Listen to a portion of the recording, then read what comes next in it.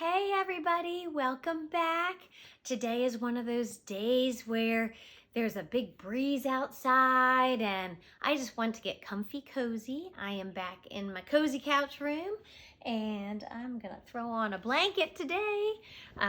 Again, my favorite kind of day. Can wear some jeans, be in a blanket, still have my flip-flops on. Today we are going to continue reading Magic Treehouse series by Mary Pope Osborne, book number 3, Mummies in the Morning, read aloud to you with, say it with me, permission by Scholastic. Thank you, Scholastic, for allowing us to read your books to our students.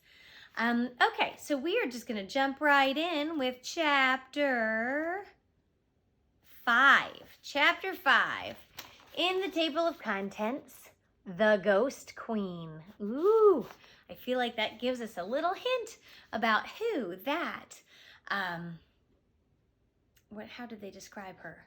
That beautiful Egyptian lady who the scepter passed right through, who she is. Page 26, hopping right to it. Hopping right to it. There we go, the Ghost Queen. A ghost, Annie whispered. Jack could only stare in horror. The ghost began to speak. She spoke in a hollow, echoing voice. I am Hatipi, she said, Queen of the Nile. Have you come to help me? Jack still couldn't speak. Yes, said Annie. For 1,000 years, said the Ghost Queen, I have waited for help. Jack's heart was pounding so hard he thought he might faint. Someone must find my Book of the Dead, she said. I need it to go on to the next life. Why do you need the Book of the Dead? Asked Annie. She didn't sound scared at all. It will tell me the magic spells I need to get through the underworld, said the Ghost Queen.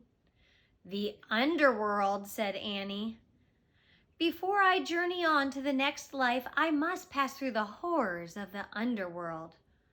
What kind of horrors? Annie asked.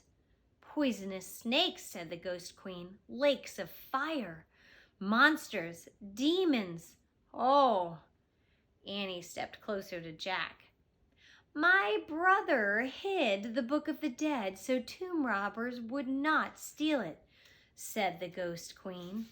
Then he carved this secret message on the wall, telling me how to find it. She pointed to the wall. Jack was still in shock. He couldn't move. Where? Annie asked her. Here? She squinted at the wall. What do these tiny pictures mean? The Ghost Queen smiled sadly. Alas, my brother forgot my strange problem. I cannot see clearly that which is close to my eyes. I have not been able to read his message for thousands of years. Oh, that's not strange, said Annie. Jack has the same problem.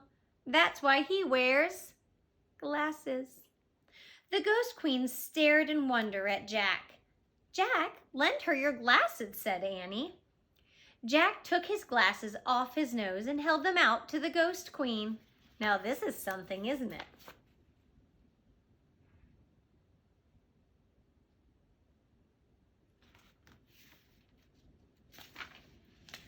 She backed away from him. I cannot wear your glasses, Jack, she said. As you can see, I am made of air. Oh, I forgot, said Annie. But perhaps you will describe the hieroglyphics on this wall, said the Ghost Queen. Hiero who? Said Annie.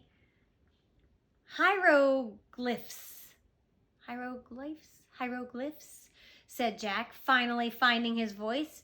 It's the ancient Egyptian way of writing. It's like writing with pictures. The Ghost Queen smiled at him. Thank you, Jack, she said. Jack smiled back at her. He put his glasses on and stepped toward the wall and took a good long look. Oh, man, he whispered. Chapter 6, The Writing on the Wall. Jack and Annie squinted at the pyramid wall. A series of tiny pictures was carved into the stone.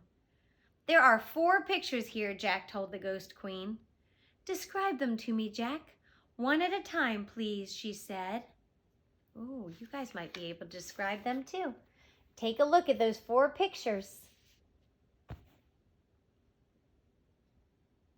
Got it in your brain? Okay, we're going to keep going.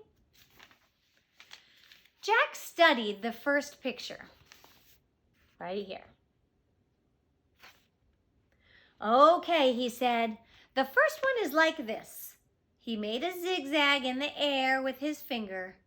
Like stairs? Asked the Ghost Queen. Yes, stairs, said Jack. Just like stairs. She nodded. That was easy enough, Jack thought. He studied the second picture. Here's the second picture. The second one has a long box on the bottom, he said. He drew it in the air. The Ghost Queen looked puzzled. With 3 things on top, like this, said Annie. She drew squiggly lines in the air. The Ghost Queen still seemed puzzled. Like a hat, said Jack. Hat, said the Ghost Queen. No, more like a boat, said Annie. Boat, said the Ghost Queen. She sounded excited. Boat? Jack took another look at the wall. Yes, it could be a boat, he said. The Ghost Queen looked very happy. She smiled. Yes, of course, she said. Jack and Annie studied the next picture right here. The third one is like a thing that holds flowers, said Annie. Or a thing that holds water, said Jack. Like a jug, said the Ghost Queen. Exactly, said Jack. Yes, a jug, said Annie.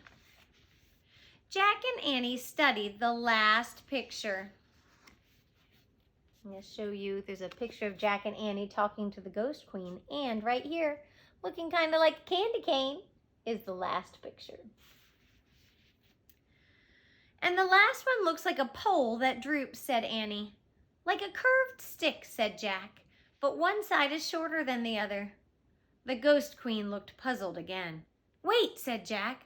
I'll draw it in my notebook, really big, so you can see it. Jack put down the scepter and got out his pencil. He drew the hieroglyph. A folded cloth, said the Ghost Queen. Really? Said Jack. Yes, that is the hieroglyph for a folded cloth, said the Ghost Queen. Oh, okay, said Jack. He looked at the 4th hieroglyph again. He still couldn't see the folded cloth. Maybe it was like a towel hanging over a bathroom rod. So that's all of them, said said Annie. She pointed at each picture. Stairs, boat, jug, folded cloth. Jack wrote down the words in his notebook. Stairs, boat, jug, cloth.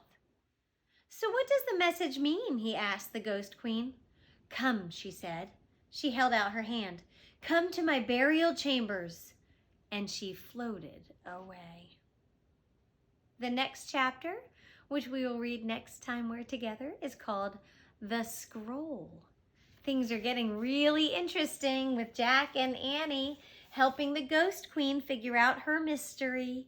It was so good to see you guys today. I hope you're staying warm and cozy and not getting blown away on this windy day. And I will see you soon.